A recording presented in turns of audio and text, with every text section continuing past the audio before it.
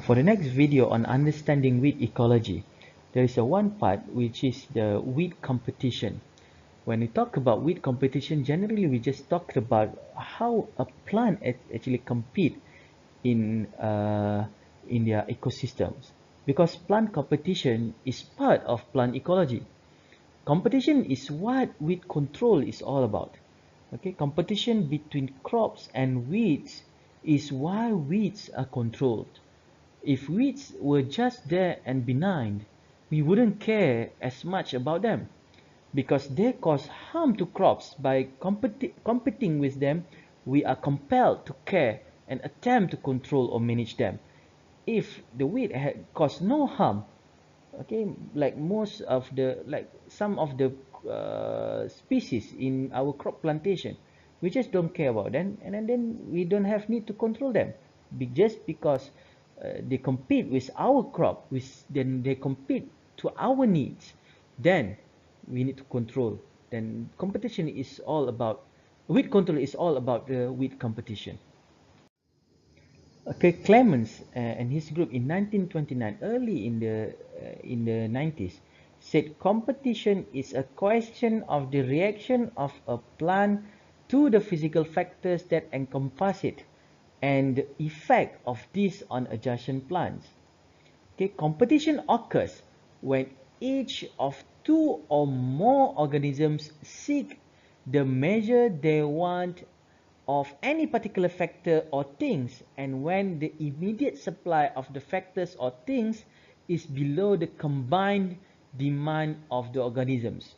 Okay, in agriculture, competition is not regarded as simply an interaction without any effect on either individual. Competition in agricultural communities has results that are usually negative.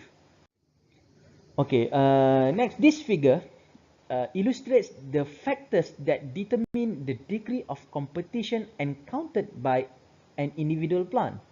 For weeds, density, distribution, and duration, or how long weeds are present, are more important. For crops, density, distribution, including spacing between rows and spacing in the row, and duration, whether or not thinning is required, are important. These factors, modified by soil or edaphic factors and climatic conditions, determine the degree of competition encountered by each plant.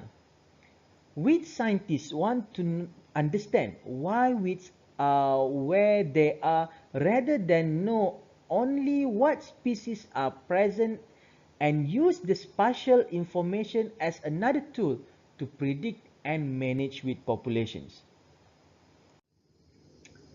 The primary things plants compete for are nutrients, light, and water. When any one is lessened, others cannot be used as effectively. Plants may compete for heat, but it is difficult to conceptualize how they do so. Nitrogen, phosphorus, and potassium are primary plant nutrients.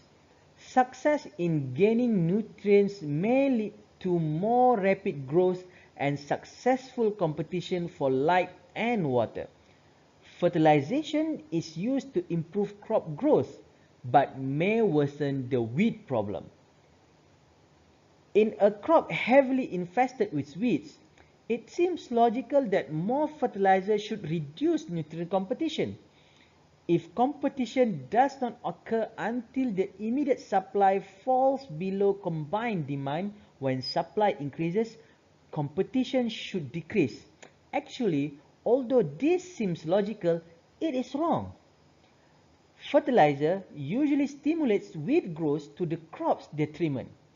With low fertility, competition is primarily for nutrients. Okay, with low fertility, competition is primarily for nutrients. However, with high fertility, competition is just as vigorous and primarily for light. Okay, yields in unweeded fertilized plots are usually equal to those in weeded unfertilized plots. Nitrogen raises crop yield, and then when in excess, crop yield decreases, like shown in these tables. You can pause this video, look at these two tables, and try to understand what I have said. It is apparent that increasing nitrogen fertilizer increase yield, and that with this panyat grass, increasing nitrogen fertilizer from 0 to 60 kilogram per hectare, increasing from 0 to 60 kilogram per hectare decreased the yield. Okay, so the yield eventually reduced from 0 to 60 kilogram, the nitrogen, and then you can see the yield start to reduce. Only after further doubling, when you double it here, okay, the yield is start to increase.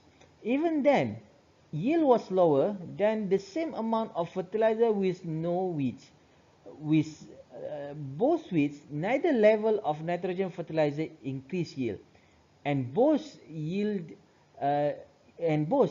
less than the check plot with no fertilizer and no weeds. Okay, try to refer back to your textbooks for more further explanation on this table. As for competition with water, weeds compete for water, and then it can reduce water availability and contribute to crop water stress. They require just as much and often more than crops. Okay, they require more water than even the crops, and are often more successful in acquiring it. So this is make the water problem more problematic for the crop itself. For example, it takes more water to produce a potato tuber than to produce a common lamb's quarter plants. So a wheat need more water. Okay, a crop, for this instance, a potato needs more water than the wheat itself. Therefore, if, as is commonly found, common lamb's quarters infest potato fields and water is limiting, fewer and smaller tubers will be produced. Competition for water is determined by the relative root volume occupied by competing plants and will be greatest when roots closely intermingle and crops and weeds try to obtain water from the same volume of soil. Less competition occurs if roots of crops and weeds are concentrated in different soil areas. Okay, more competitive plants have faster growing, large root systems, so they are able to exploit a large volume of soil quickly. If plants have similar root length, those with more widely spreading and less branched root systems will have a comparative advantage in competition for water. Neighboring plants may reduce light supply by direct interception, which means by shading.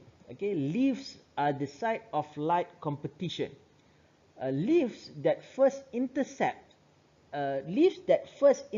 light may reflect it, absorb it, convert it to photosynthetic products, convert it to heat, or transmit it. If transmitted, the light is filtered so that it reaches lower leaves dimmer and spectrally altered. Whenever a leaf is shaded by another, there is a competition for light. Available light is a major factor in yellow nusage competition with corn.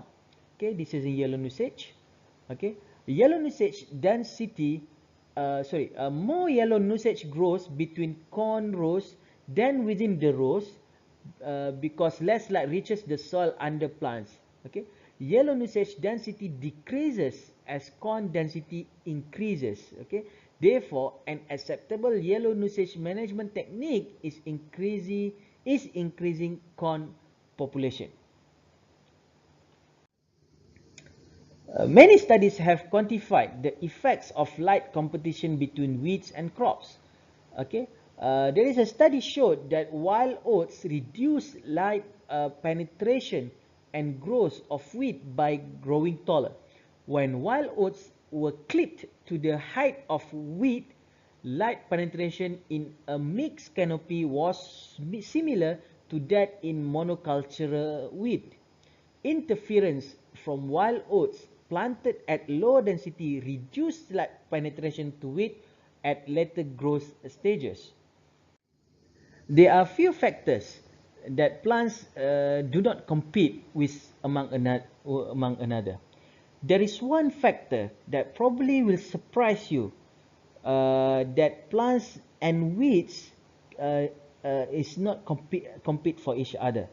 Okay, do you know that plants, which in our discussion is a weed, okay, do you know that the weed don't compete for space?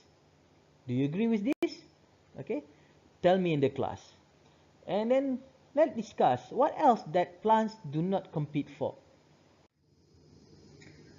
Early weed science literature assumed that the relationship shown in this figure described the effect of weeds on crop yield.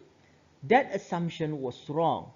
Okay, this figure says that with no weeds, crop yield will be maximized. And at some large weed density, crop yield will be zero. Can you explain this?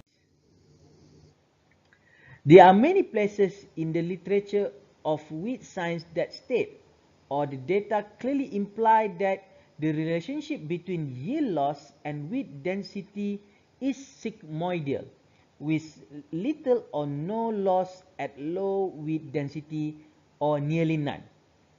At very low weed densities, there is no effect on crop yield. And as weed density increases, while there may be an effect, it is barely discernible. Okay, as weed density continues to increase, crop yield drops quickly but never goes completely to zero. Even very high weed densities do not eliminate all crop plants. This represents most weed competition data and provides a picture of what happens, but is still not correct. When yields are plotted over a range of weed densities, there is no evidence to support a sigmoidal response. The most accurate representation of crop-weed interactions is that created by regression analysis of crop yield and weed density. This is because densities observed in the field and those used in experiment cannot represent the whole range of possible weed density depicted in this figure 6.13. Okay, this figure 6.13 here. Okay, multiple regression models must be chosen carefully so they reflect biologically reality, yeah, and not just mathematical convenience. In general, it is true that plants possessing one or more of the following characteristics are more competitive than plants that lack them. This list is not in rank order, and it cannot be said that a plant with a certain characteristics will always win over a plant with another. Okay?